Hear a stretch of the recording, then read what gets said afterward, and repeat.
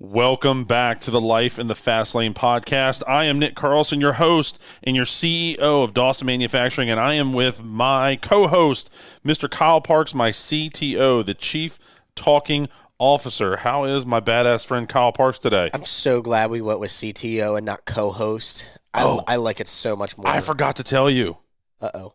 You have a gift coming. It's This is what I think it is. It's done.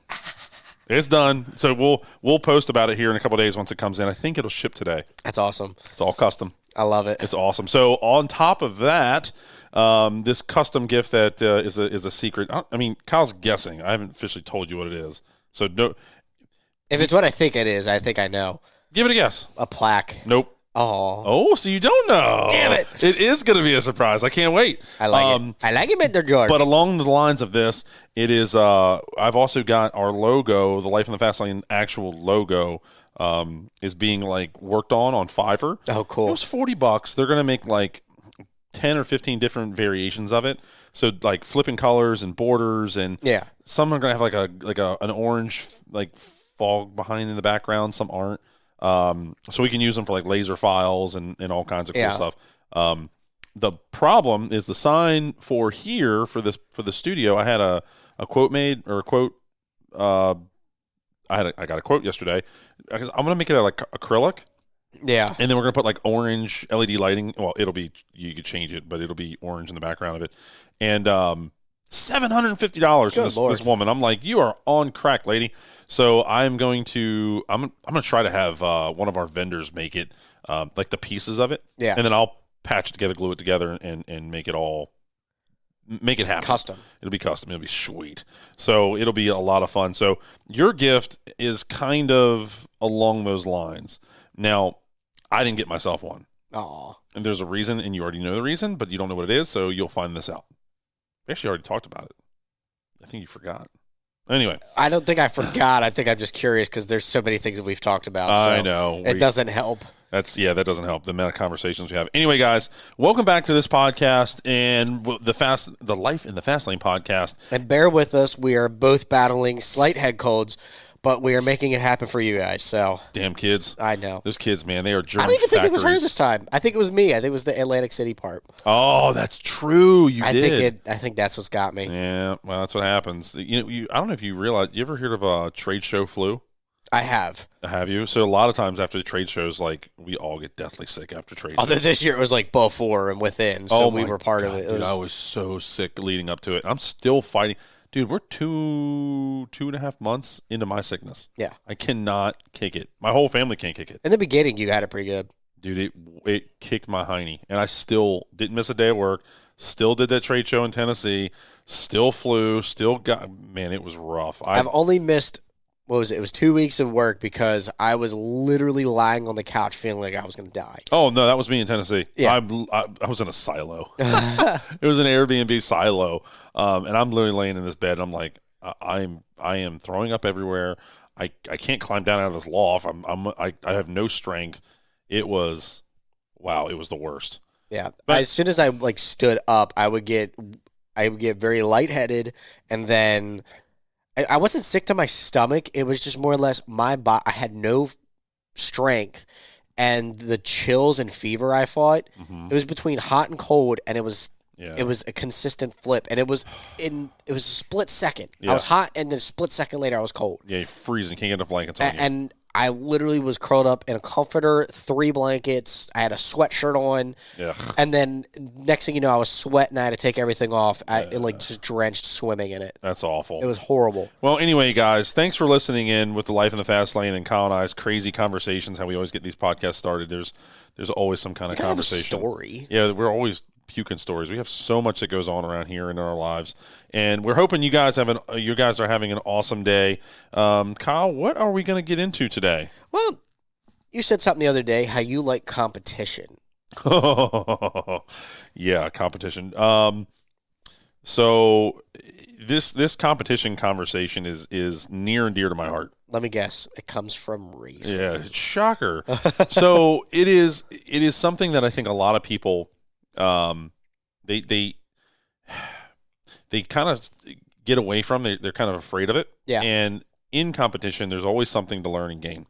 And what I have kind of put together is there's two different types of competitions to me. There is the team competition, and then there's the singular competition. Yeah. In racing, once the car's adjusted and the tires are inflated to the proper air pressures and the engine's tuned and the body's put on and all that, and you hit the racetrack, there's nobody else that can help drive that car. Yep. It's on you.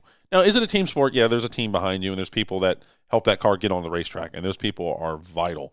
But a race car driver is, and it can be any series. It can be local series. It can be the big boys.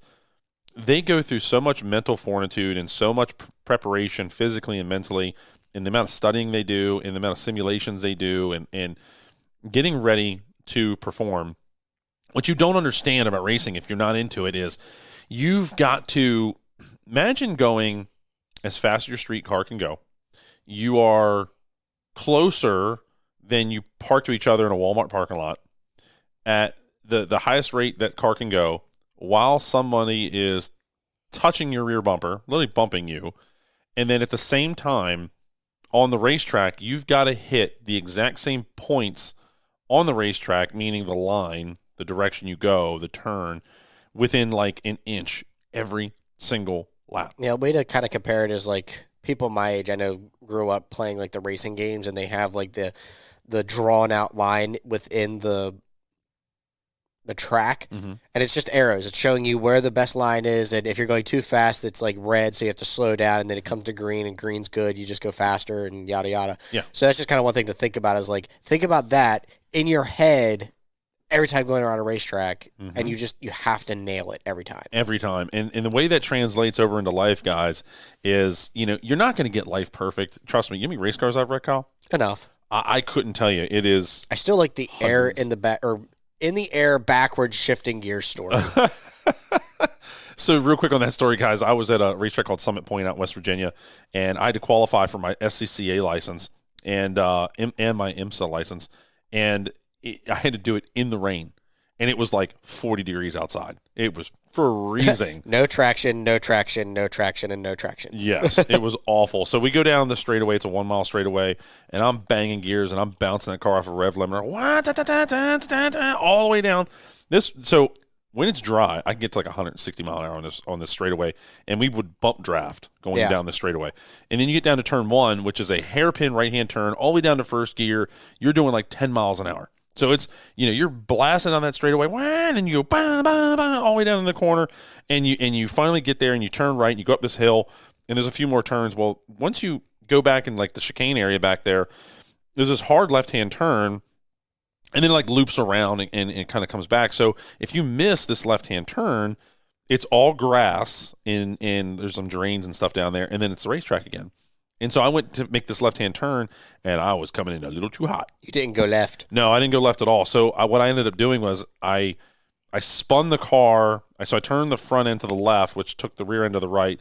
The car went backwards, and the turns are banked. But when they're banked, if there's no guardrail, typically there's like a drop-off. So it just basically created a ramp. Yeah. Because I didn't know the turn was coming, because I didn't know the racetrack at all. And so the ass end of the car goes over this ramp, and I'm probably 5-6 feet in the air, and I'm just foot to the floor, banging the gears, downshifting, trying to get the car to slow down, not realizing how far off the ground I am. I land the car kind of on the right rear, and it slides across the grass and mud because it's pouring down rain. And there is grass and mud all over the car, all inside the cockpit, and the car ends up spinning around, and I kind of end up in the racetrack on the other side, grass and dirt all over the racetrack. I grabbed, whatever it was, second gear at that time because of the speed I was going. And then here I go again. And I go around the racetrack, and I come back, and I'm in a different position behind cars where I wasn't supposed to be. And my father's like, where is he? Oh, there he is. Why is the car brown? Yeah. Why is it covered in grass and dirt and mud? It's just awful. And so I do this a few more times, and the car's not hurt.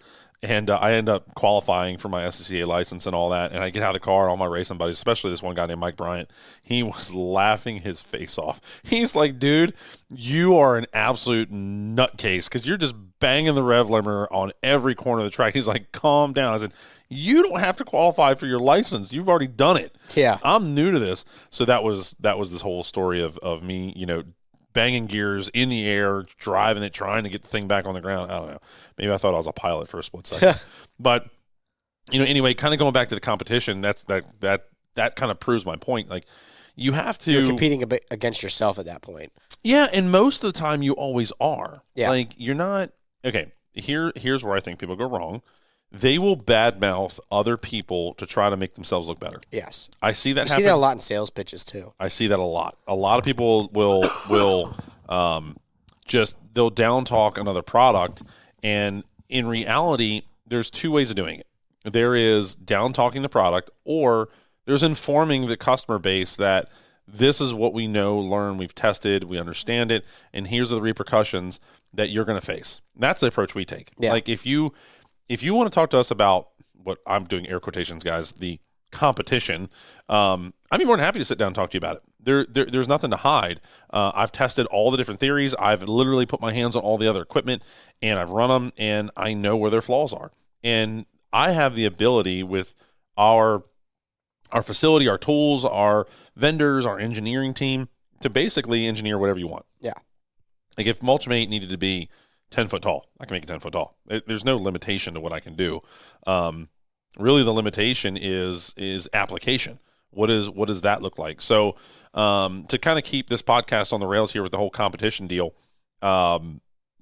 understanding and knowing your competition is very key. I'll give you a good, for instance, Toro. Toro came out with the Mulch Force a year after we developed and released CartMate Pro. And, people tell me, they're like, oh, that was in the works for years and blah, blah, blah. That may be true, but they didn't release it till after CartMate Pro. Yeah. And the reason, and I already talked to some executives about this, the reason they did was they were like, hey, that's a great idea.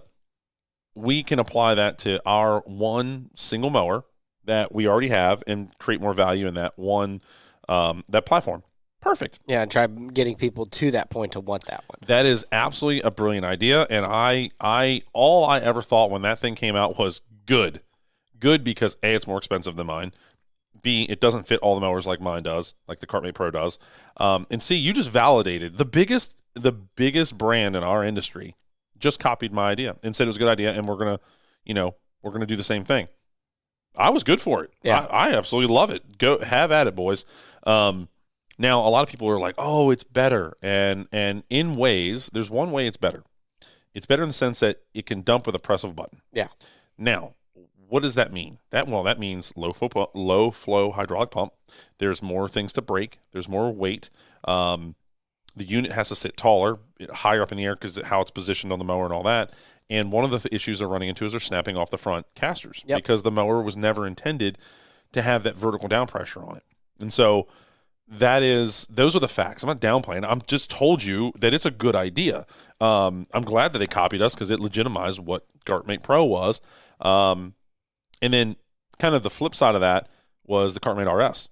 A lot of people were like, oh, it's too expensive. Well, if you think CartMate Pro is too expensive, the Mulch Force is way more expensive. Yeah. And it only fits on that one mower. So that one mower, by the time you buy the mower, buy the attachment, buy the pumps, you're $20,000+ into it. Yeah, I couldn't tell you off the top of my head now. It's a lot. Like, I just had this conversation with somebody a few days ago, and they're like, yeah, dude, I've got $35,000 wrapped up in all my Mulch Forces. Like, yeah, in each one. That's a lot of cash for a lawnmower. But they plow with them.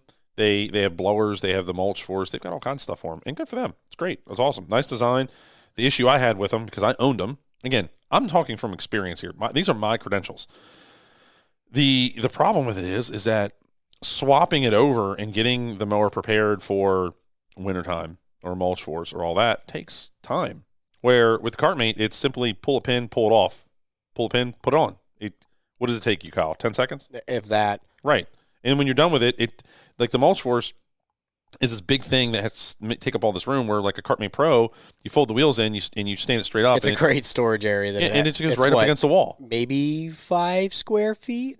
No, I mean, it's like 18 inches, I think, in depth and 35 inches in width. Yeah, and it's about 6 foot tall. Yeah, around 5 square foot on the floor total. Yeah, maybe. Like 10 square feet is, what is that? 2.5 by 2.5? Whatever the math is. Gosh, I can't even do the math. 2 by 5. Something like that. It's not much. Yeah. It's teeny tiny. I mean, it's less than this chair I'm sitting in. So, anyway, It's literally half of this chair. Yeah. So going back to, competition, credentials, all that kind of stuff, it is imperative that you embrace the competition in your area, or the competition in your family, or the competition in yourself, or your friends are trying. I had a really good friend of mine, unfortunately passed away. I was trying to help him level up his life. He was struggling with, he was trying to work for his dad and help his dad and his company. But ultimately, after watching him from his 10 years struggle, he wasn't getting paychecks. He would get one paycheck a month. It was like $2,000, and that was it. I'm like, dude, you can do so much better for yourself. And he wanted to help his dad. And there's I really understand that, and trying to help your family. But at some point, you can do your family so much better if you left and went and made 10 times more money. Yeah. Really. I mean, it would be mentally better for you. It would be mentally better for them. They'd know their son is doing better, yada, yada. So I was trying to push him to that, and he just ultimately couldn't handle it. And, that's where that ended. But getting back to, the competition, it's there to help you grow. It's there to help you get better. The haters online, they're there, even though it's annoying. They're there to keep you honest, to keep pushing you forward, to push your own envelope. And that's what it's all about. I know when it comes to competition, it can be uncomfortable. It can be, it can be frustrating. It really can be. You need to grab it, embrace it, and run with it. I'm trying to think of more competition out there. So sometimes competition doesn't even come in the form of like a competitor, but like a problem. Like you're causing me a complication, which is challenging me, which then is going to make me, get better. And when things stay stagnant, they go bad, right? And competition really makes you get better. Like, okay, I'm going to go back into racing again, but we operate in thousandths of a second. So a tenth of a second to us is a lot of time. A thousandth of a second is typically in inches. Probably, if I beat somebody by 1,000th of a second, it's like 6 inches. But over time, if I beat you by 1,000th of a second, say I do that 365 days. That's 1 year. Say I'm 1,000th of a percent better than you for 1 year. And that equals 6 inches, right? Well, if you do the math, I don't have my phone on me right now, but if you do the math, that's 6 inches. Do you have your phone on you? Yeah. Grab your phone. This will be interesting. So pull up a calculator. Do 365 times 6. That's going to be like a little over 2,000. Times 6. Yeah. I did divide it by, 2190. So it's 2,190 inches. Yeah. Which is a quarter mile is 1,320. It's 182. So I would be at least 35-ish% further ahead than you. Yeah. If we were in that kind of competition. I'm going to take 35% in a year. If I get 35% better in a year, that is astronomical. If you go invest your money in the stock market and you got 5%, that's like amazing. Right now, we're not seeing that, right? So if you could just be that 1,000th of a percent better each day, you're going to be 35% better in a year. I'm taking those odds. Yeah. For real. Same. Right? Wouldn't you? Oh my God. It's kind of what I'm doing with some of my money right now, is trying to move it around so I'm making more, because the high yield savings that I am in is like 5% right now. That's what I'm in. 5%. Yeah. I get 5.01. Yeah. It's amazing. It's great. I mean, it's great. Right now, I'm not seeing that in the market. So don't let that money die. No. Use it. Let it cycle. Put it It'd to work. A fun podcast, just talking about like theories on finance and shoot. That might even theories. I'm not going to say actual things for people to do. This is just what we do. You know who might be really good on that one is Jamie. Jamie knows probably even more than I do about that world. Yeah. He studies it. He watches a lot of content on finance. I've gotten out of it. I want to get back into it. Yeah, you can only consume so much. Listen to the Money Guy on YouTube. Money Guy. Okay. Yeah. All right. They're not necessarily like full Dave Ramsey, but they've got some really good theories that I think apply more to how I want to live life.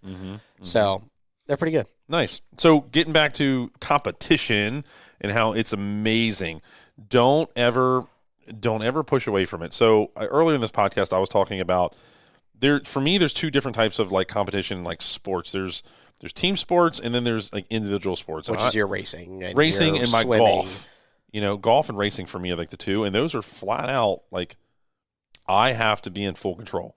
And we'll use golf, for instance. So I don't know how many of you guys listening play golf, but basically, you know the basics. We all know the basics. Little white ball, and you swing club at it. Now, when you're swinging the club, there are so many different directions. Like when you pull the club back, it could be up, it could be back, it could be over, it could be open, it could be closed.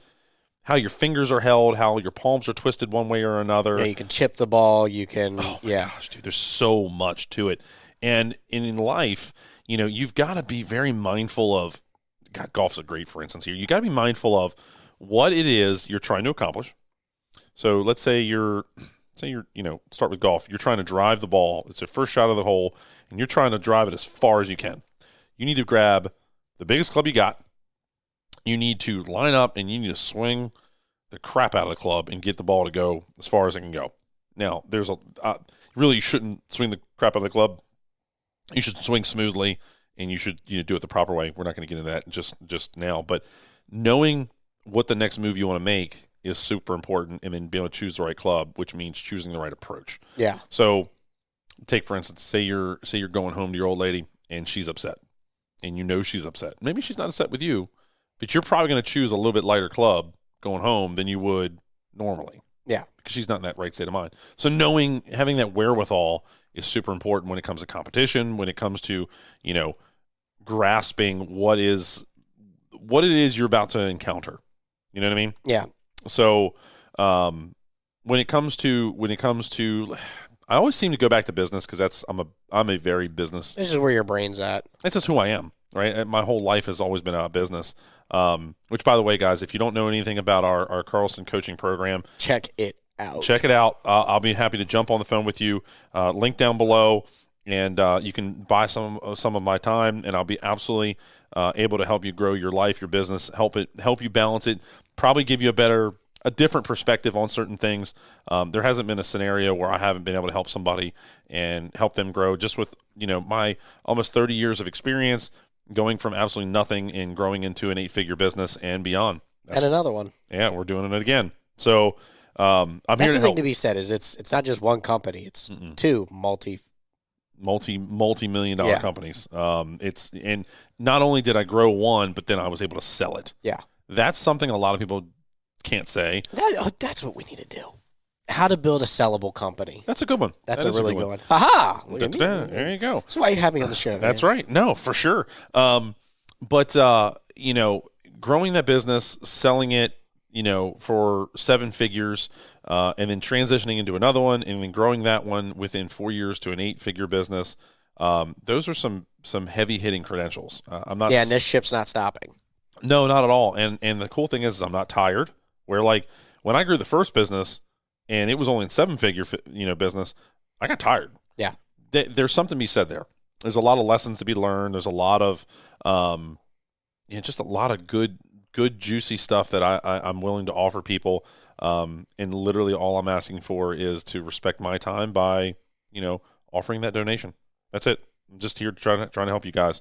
I do give away all this information for free here on the podcast as well. Ta-da. The difference is, it's a lot more focused. It's tailored to you. Yeah. Right. And so I'm going to be able to dive in and answer your direct questions, and you don't have to listen to 100 different podcasts to. Very to much a no difference. BS approach. Very no BS approach. I'm going to cuss at you. I am going to get very real with you. That's always fun. Yeah. Well, did I do it to you? I think so. You did it to Chloe. I did it to Chloe. Do you want to tell that story? We can real quick. Tell that story really good. That's a really good one. I enjoyed that one. All right. So, what was it, 19 or 20? I think it was 19. Chloe and I, Chloe's my wife, she was my fiance then. We came over just to kind of chat with Nick about a couple of things. And she was kind of down in life with working at Golden Corral, which is, I guess it's a national chain of restaurant. I can't remember, but she's been working there for multiple years and she wasn't happy with it. And Nick was like, look, buck up, say what I said. I don't remember exactly what you said. Quit being a pussy. Yeah, forgot about that one. I was too focused on making sure that she wasn't going to, slap you at that point, so you remember more of the I'm protected. She's not going to do that. She'll do it to you. Oh, yeah. She needed her chain jerked hard. Yeah, so she ended up getting a job with Illuma Systems, and she's there now, and she's really made a good position for herself. She's, the head operations coordinator there and doing really good, and she's got a job offer somewhere else now, which I'm not going to say, but, right. Who all is going to listen from that company here at the moment. And who helped her get that job? Me. You. Right. So, I'm here to help you guys. Yeah. So, Chloe, she's a firecracker, to say the least. My side of this, right? Can I do that one? Yeah, go ahead. So I come in. Kyle calls me. He's like, "Hey, man, I'm gonna come by and have some lunch with you guys." Great, perfect, sounds great. And this was a regular occurrence, probably once a month ish. Yeah, roughly. And I had no idea she was coming. Truth be told, I had no idea she worked at Golden Corral until this very moment. I had no idea she worked at Golden Corral. I thought she was working for you and doing like a sticker or T-shirt business or something on the side. She kind of was. So she would work with me during the week, and then the weekend she would do the Golden Corral. But this was at the time where she would wake up at 10 o'clock. She wasn't feeling a purpose in life and I get it. All that. So she didn't know what she didn't know, and she didn't know where to go. She didn't have a vision. She wasn't painting something. So in that moment, that is the worst place to be, and the worst thing you can do is do nothing. Yeah. And that is something I watch in the landscape industry in particular, because that's the industry we're in, is these guys – They see the stuff we offer, and they're like, "Oh my God, it costs so much." Yeah, but it really doesn't. That 19-year-old kid yesterday, he bought a second mulch mate last week. Yeah, I had no idea. Crazy. I had no idea this was happening. But his response to it was, "It is so much cheaper than hiring somebody." I'm like, "Yeah, a lot. It's a way cheaper." So, getting back into Chloe, and this goes back to competition, and not only, with someone else, but with yourself. I challenged her, and I said, "Quit being a pussy. You're a grown-ass woman." How old was she at the time? 22?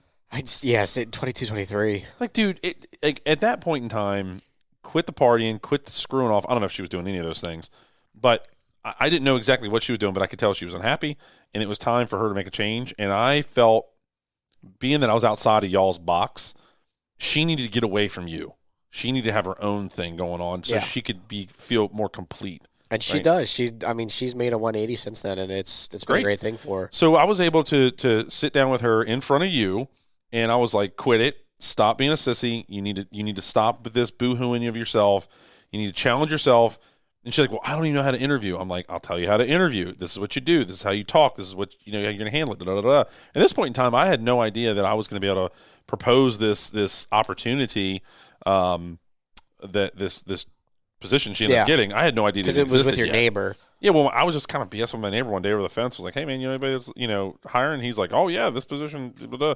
I passed the information to you guys, and ultimately, she had to challenge herself, wake up, get dressed, go do the interview, and get it done. So I have nothing to do with that. She does, which she took it and she ran with it, and that's awesome. So she's doing great. She, of course, do we all love our jobs? Some days, yes, some days, no. Yeah, because we were just on the phone before this, and she's having some trouble there now. So shocker. She'll get through it. It's the way it goes. Yeah. It's just know that those bumps are in the road, and in competition with you and your life, it's going to happen. It's going to absolutely happen.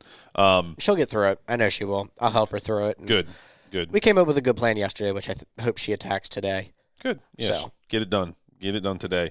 But to kind of keep this competition conversation on the rails, it is imperative for people, for you guys to embrace it.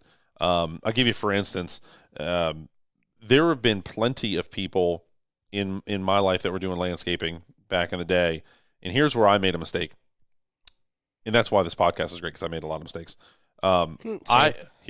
So I was not able to have any kind of relationships with any kind of other landscapers when I was a landscaper. Yeah. And that's because I looked at them as negative competition. Weren't you also Mr. Big Time Joe Contractor too? Is you, not to say your ego got the best of you, but you were very much introverted and nobody comes into my space. This is my space. So it was really bad when I was late teens, early 20s. I was dickhead contractor. Yeah. I literally was an ass. And then I realized, okay, hold on, you can't do that. Now, I also would stay away from my competition. I wouldn't talk to them. I wouldn't interact with them. I wouldn't wave to them. I wave to everybody. Yeah, no, I know you do. You're that guy. And you learned it. That's a learned skill, right? Kind of. It's a boating thing. That's why.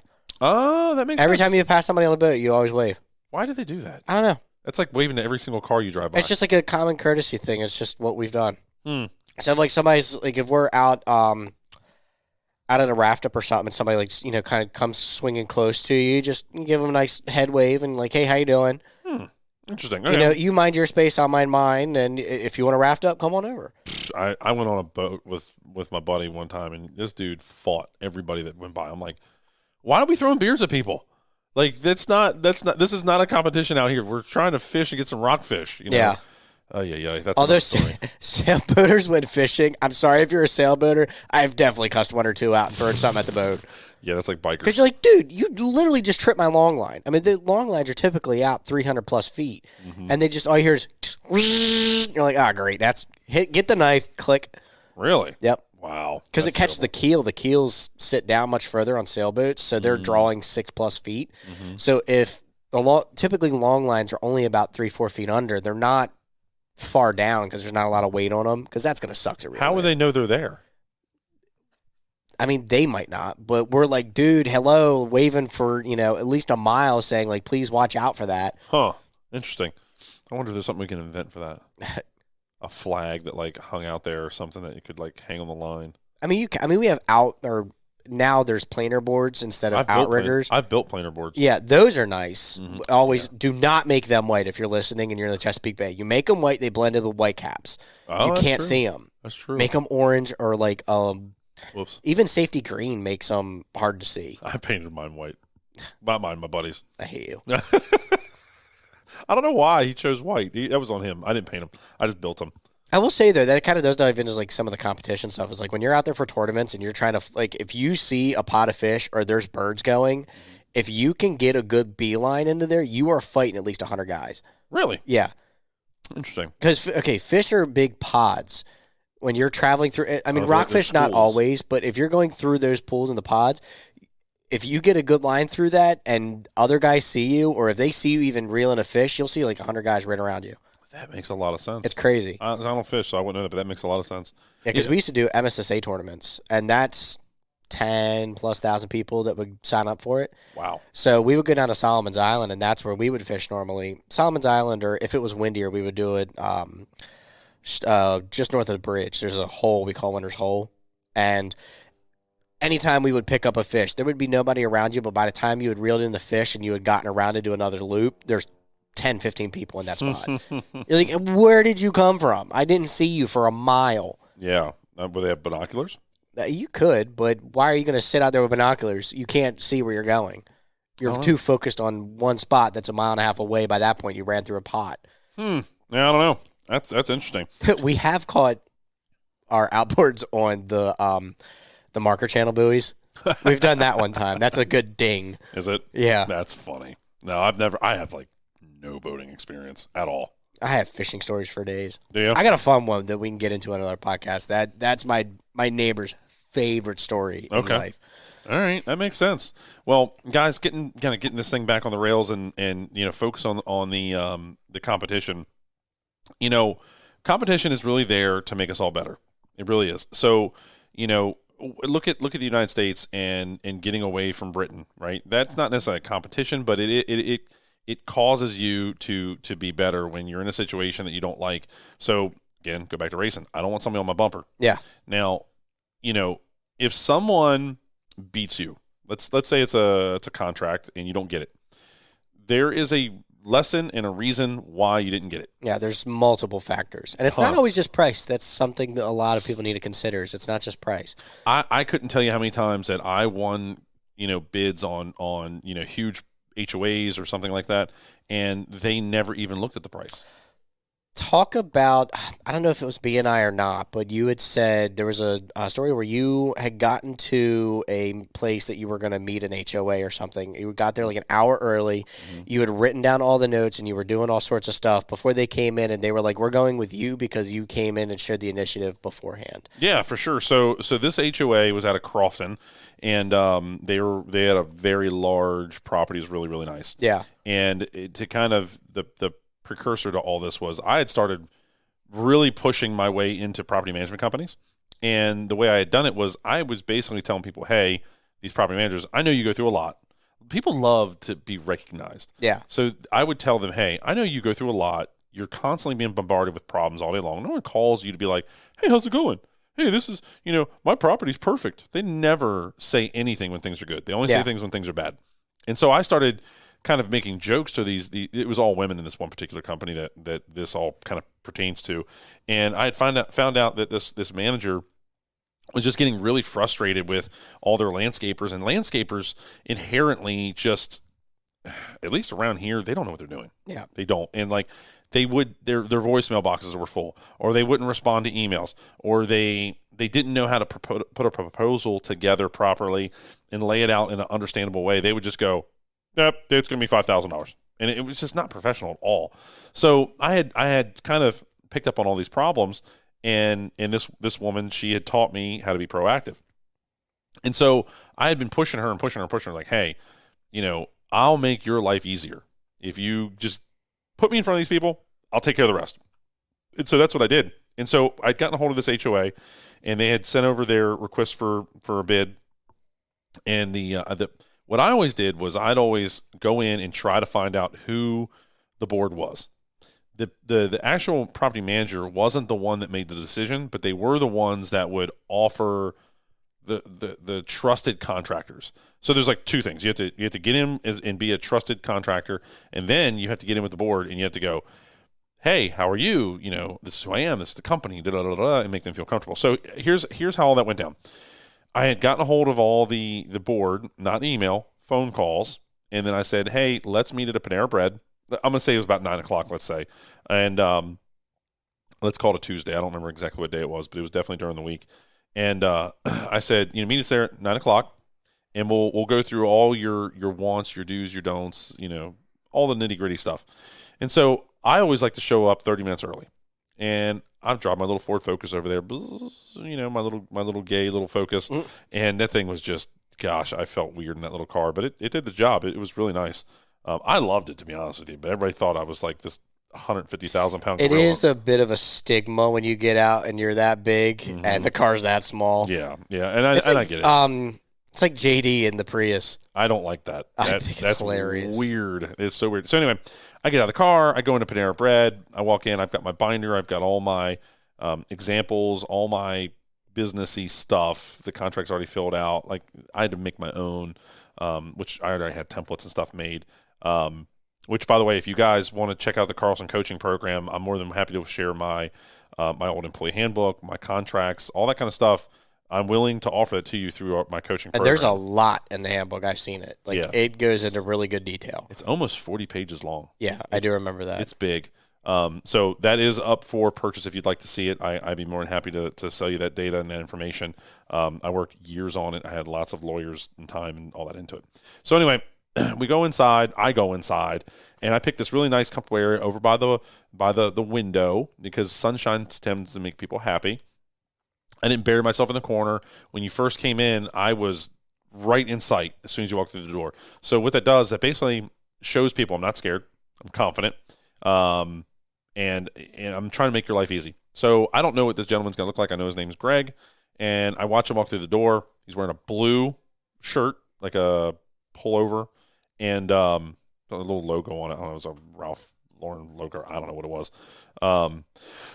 Excuse me. And I stand up, I'm like, Greg. And he's like, hey, Nick, how's it going? So he comes over, and he showed up like 25 minutes early. I'd only been there for like 5 minutes. And sat down, shook his hand. You never shake a man's hand sitting down, ever. I had already had water and stuff on the table for everybody. And I had my books laid out, and we started talking. So what I had chosen to do was I had chosen to take the real Nick approach. I was no longer going to be salesy. I was just going to be me. Yeah. And being me, create your trust, create my trust, create comfort, and being me would ultimately always lead to the sale. But the sale never felt like a sale when you take this approach. It just feels like a request for services and the opportunity to get them done. That's what it felt like. And so Greg and I sat there and talked for a solid 20 minutes about all kinds of stuff: life, hobbies, business, community. He wanted to move. His mother just died, whatever the case may was. I don't know if his mother died, but just all kinds of stuff. And so what had ended up happening was we had gotten so deep into conversation that we had kind of lost track of time, and then people started to show up. And I want to say there was probably 6 other people that were coming. There was like 8 of us total. And everybody showed up 2 minutes, 3 minutes of 9, which was 9 o'clock was our appointment time. And Greg basically stands up and goes, guys, really appreciate y'all taking the time to come. And, I love seeing all y'all, and we can get some food. But I just want to let y'all know that we're going to go with Nick. And everybody's like, well, why? And he goes, he's already shown me the inner depths of his company, who he is, where he lives, what he does, day in and day out. And I trust him. And he's already gotten the approval from the property manager. I've already gotten a chance to understand him and know him better. This is done. We're done. And the day that I sold my landscape company, I still had that contract. Yeah. And not to say there wasn't bumps in the road and there was learning curves to it all, which in competition, you're going to have a lot of learning, and that's how you get better at, competing. Use it as that ability to find your next self. Yeah. And when we were done, I remember we left. I shook everybody's hand, said thank you, and I left. And I remember buzzing across. So that was at Wall Chapel in Crofton. Yeah. I buzzed across Route 3 in my little Focus, and I called my old man because my old man's like my sounding board, my life coach. And he's not my life coach, but he's like a life coach. I have a life coach. His name is Bill.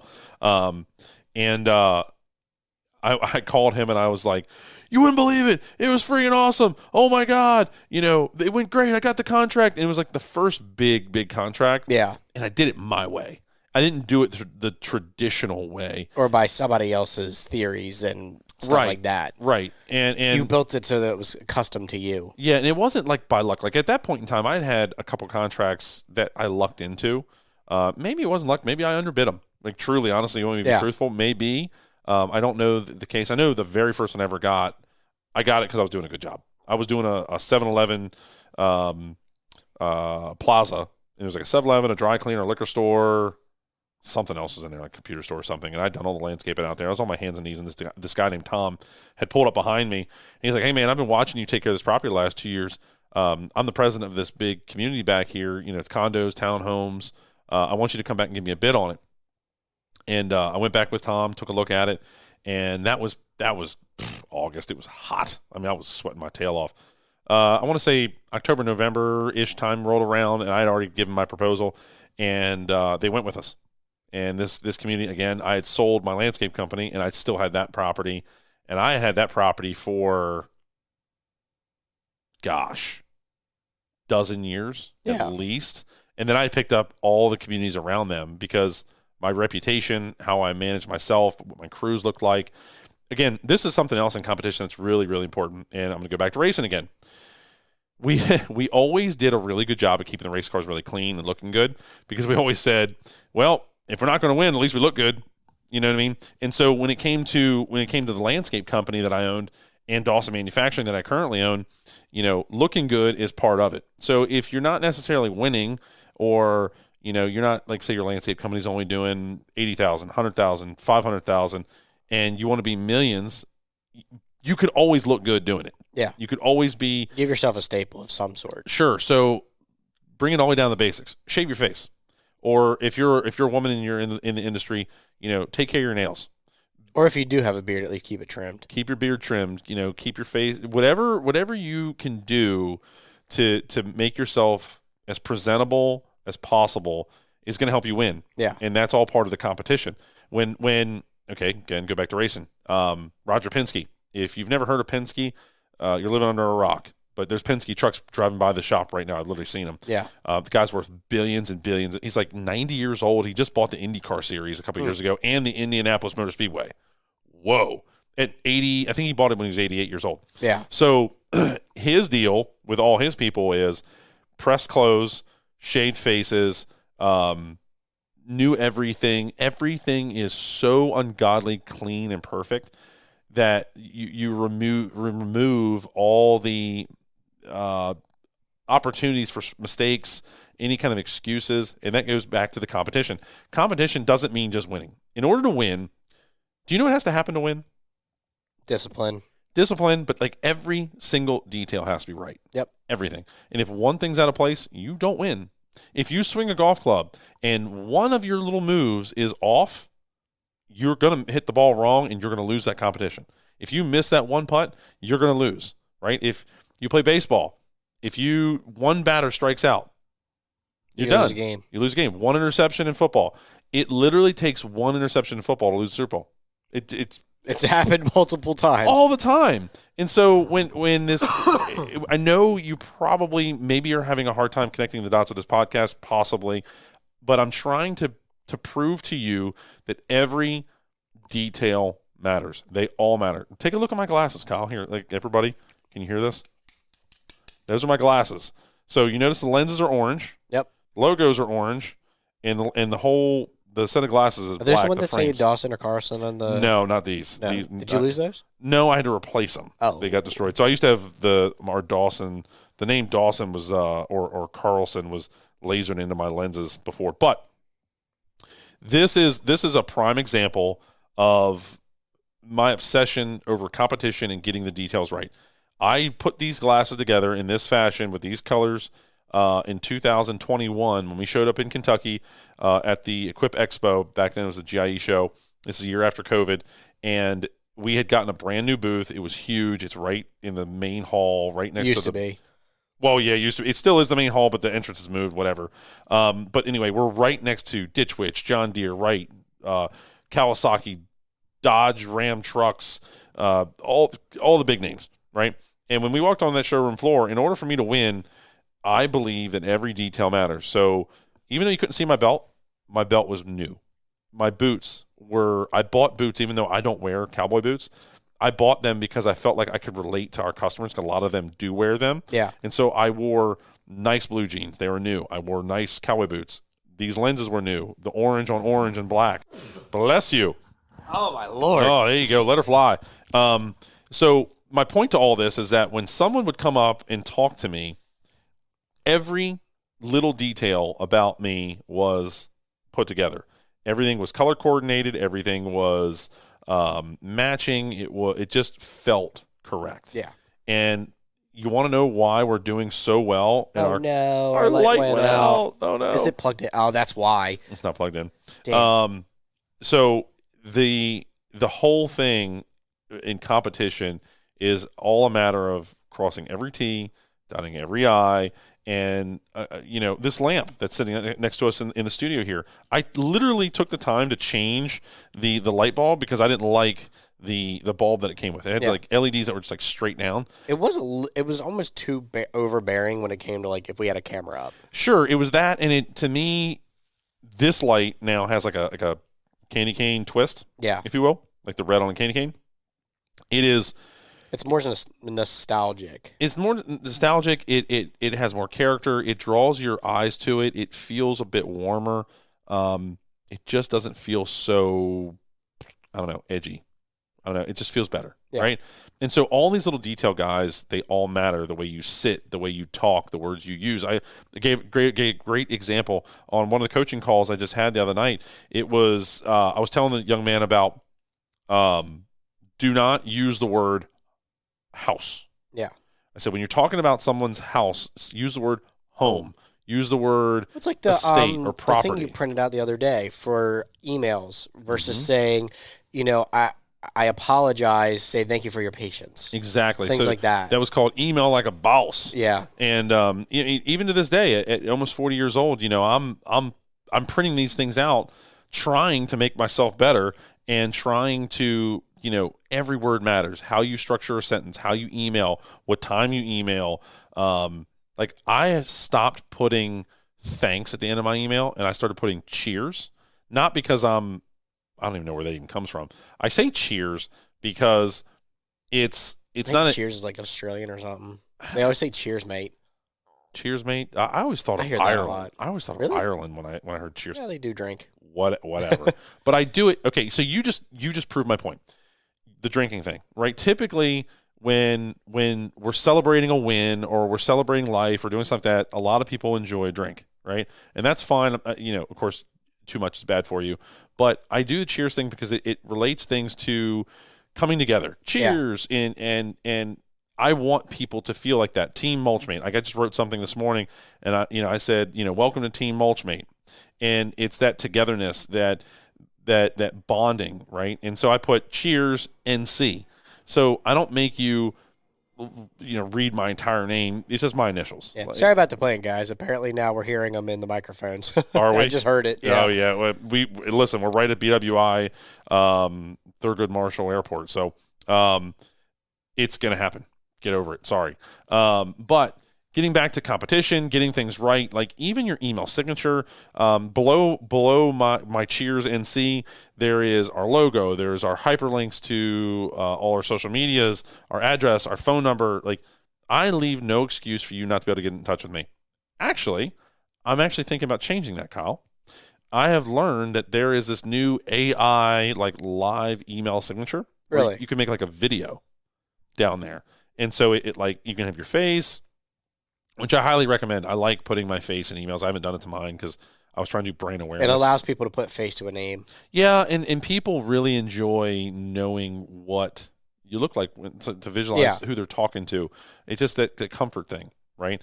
So it makes it more relatable and more homey. Right. So going back to competition, if you get all these little details right, your link tree is right, your social media is right, your email signature is right, how you word things is right, you're ultimately going to win. Because the end goal of competition is winning.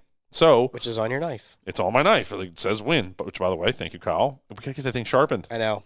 Please. I've been with everything going on. I just haven't gotten around to it. I need my knife back. I'm going to do it this weekend. It's already on my list. I got to get rid of the plow and all that fun stuff. You gave that to me 3 years ago? 2 years ago. 2 years ago? Mm-hmm. Yeah, I've had it for a long time. Literally, the only reason I don't have it on me is because it's not sharp. Sam uses his every day. Yeah, it's great, and we love it, and thank you.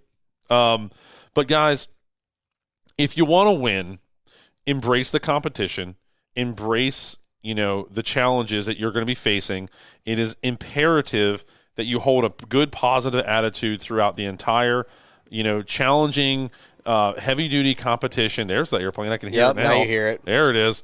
And it's absolutely going to serve you if you can embrace that competition and be comfortable being uncomfortable. I don't like it either, but it is reality of the situation, and it's going to help you flourish and win and absolutely, take you to the next level. And keep in mind, guys, I always say there is no finish line. No. Finish line is death, and the next better version of you is right around the corner. Could be tomorrow. Could be in 10 minutes. Could be now. It could be it's a decision.